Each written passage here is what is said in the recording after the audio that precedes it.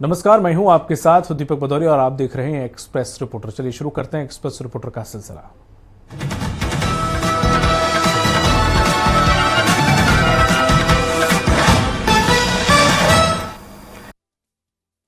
राजधानी रायपुर के गुड़ियारी इलाके में चोरों ने चोरी की बड़ी घटना को अंजाम दिया है। सुने मकान से चोरों के द्वारा 11 लाख से अधिक पार कर दिए। राजधानी रायपुर में चोरों के हौसले बुलंद हैं।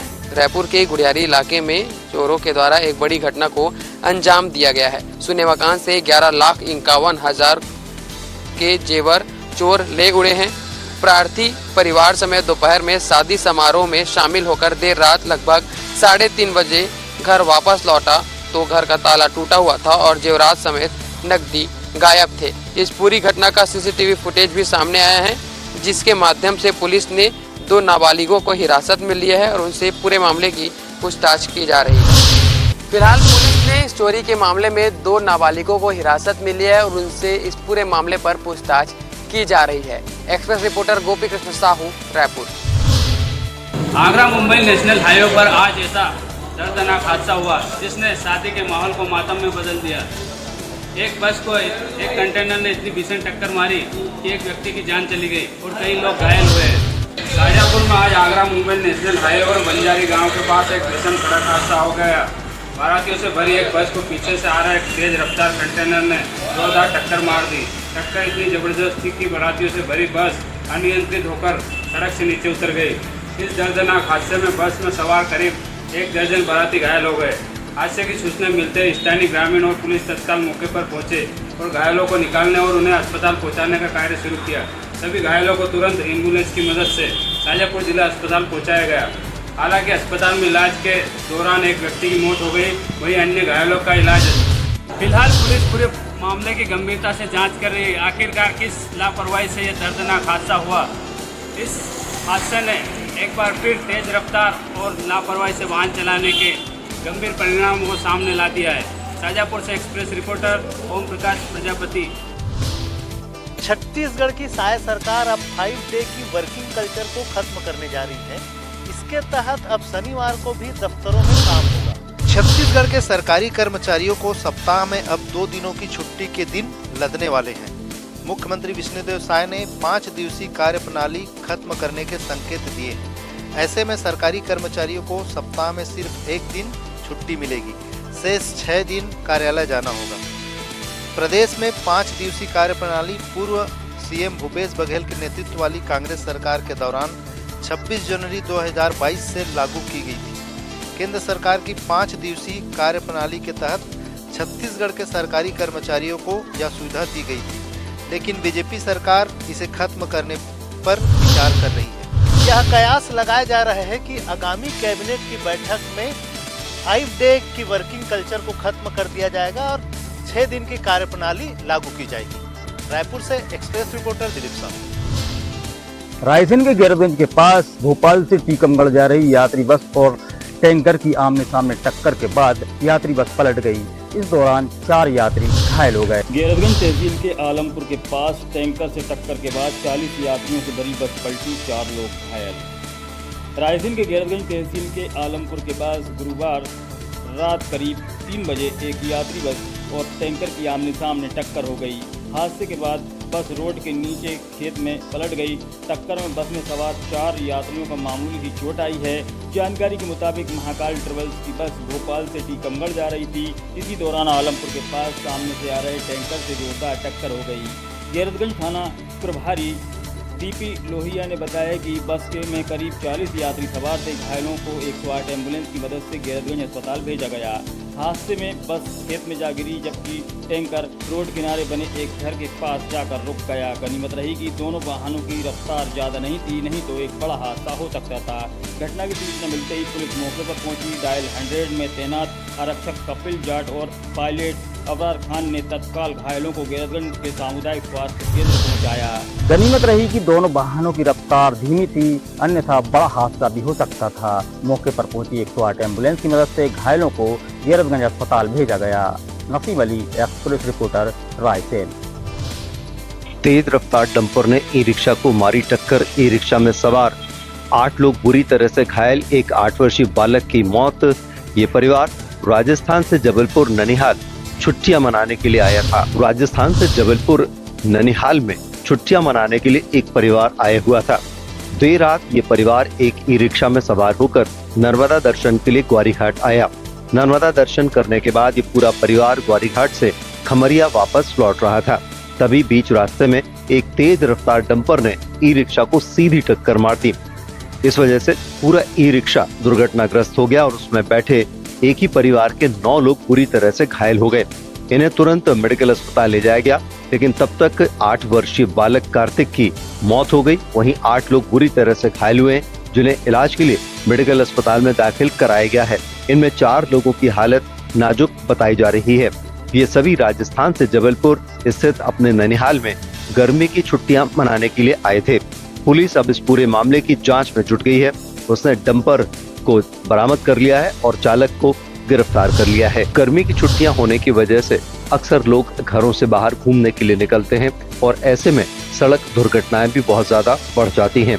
ऐसा ही कुछ जबलपुर में देखने में मिल रहा है। जबलपुर में भी लगातार सड़क दुर्घटनाओं का आंकड़ा बढ़ता जा रहा है। Arvind Dubey, access reporter, Jabalpur. मूंग खरीदी को लेकर प्रदेश की सियासत हुई तेज। कांग्रेस अध्यक्ष जीतू पटवारी ने कहा कि अगर सरकार मूंग खरीदी नहीं करती है तो प्रदेश का किसान और कांग्रेस की जनता और कांग्रेस के कार्यकर्ता भाजपा के विधायकों के निवास के बाहर तलेंगे मूंग। समर्थन मूल्य पर मूंग की खरीदी नहीं होने पर मध्य प्रदेश में एक नई सियासत ने जन्म ले लिया है। एक और भारतीय किसान संघ ने सरकार के खिलाफ मोर्चा खोलने का ऐलान किया है, तो दूसरी तरफ कांग्रेस पार्टी के प्रदेश अध्यक्ष जीतू पटवारी ने ऐलान करते हुए कहा है कि अगर प्रदेश सरकार समर्थन मूल्य पर मूंग खरीदी का फैसला नहीं करती है तो कांग्रेस के विधायक भाजपा के विधायकों के आवास के बाहर चक्की लेकर जाएंगे और मूंग दलकर विरोध प्रदर्शन करेंगे। कांग्रेस अध्यक्ष ने यह भी आरोप लगाया है कि सरकार यहां पर व्यापारियों को लाभ पहुंचाने के लिए इस प्रकार का फैसला कर रही है। वहीं भारतीय जनता पार्टी के प्रदेश अध्यक्ष वीडी शर्मा ने कटाक्ष करते हुए कहा कि कांग्रेस पार्टी इसी प्रकार के स्लोगन देती है, जबकि प्रदेश की मोहन सरकार किसान हितैषी सरकार है। जब से मूंग के समर्थन मूल्य का मामला आया है तब से मुख्यमंत्री डॉक्टर मोहन यादव अलग अलग किसान संगठनों से खुद बात कर रहे हैं। जो भी बीच का रास्ता होगा वो रास्ता निकाला जाएगा और किसी भी कीमत में किसानों को लाभ देने का प्रयास किया जाएगा। कुल मिलाकर ये कहा जा सकता है कि मूंग खरीदी को लेकर प्रदेश की सियासत इस वक्त पूरे शवा। कांग्रेस अध्यक्ष जीतू पटवारी के बयान पर पलटवार करते हुए भाजपा के प्रदेश अध्यक्ष वीडी शर्मा ने कहा कि कांग्रेस इसी प्रकार के स्लोगन देती है और कांग्रेस के पास करने के लिए कुछ काम नहीं है, जबकि प्रदेश की मोहन सरकार किसान हितैषी है और किसानों के हित में ही फैसले लेती है। सरकार लगातार किसानों से बात कर रही है। भोपाल से एक्सप्रेस रिपोर्टर के लिए संदीप मिश्रा।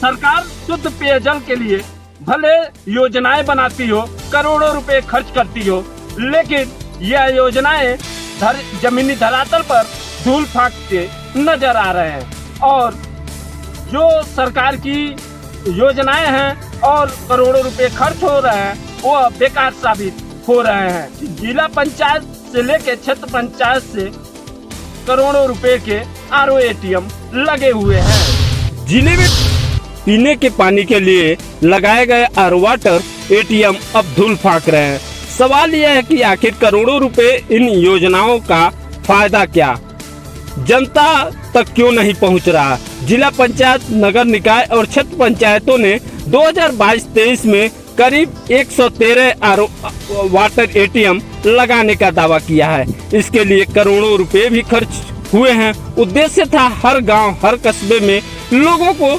मिले शुद्ध पानी, लेकिन सच्चाई ये है कि ज्यादातर मशीनें कुछ ही दिनों में बंद हो गई। कहीं बिजली की सुविधा नहीं, कहीं टंकी सूखी पड़ी है और सबसे बड़ी बात मेंटेनेंस की कोई व्यवस्था ही नहीं की गई। विशेषज्ञों का मानना है कि योजना में टेंडर प्रक्रिया और कार्यान्वयन के दौरान बड़े पैमाने पर लापरवाही हुई है। मानकों को दरकिनार कर ठेके दिए गए हैं। अब करोड़ों की योजनाएं जमीन पर नजर ही नहीं आती। घोटाले की आशंका भी जताई जा रही है।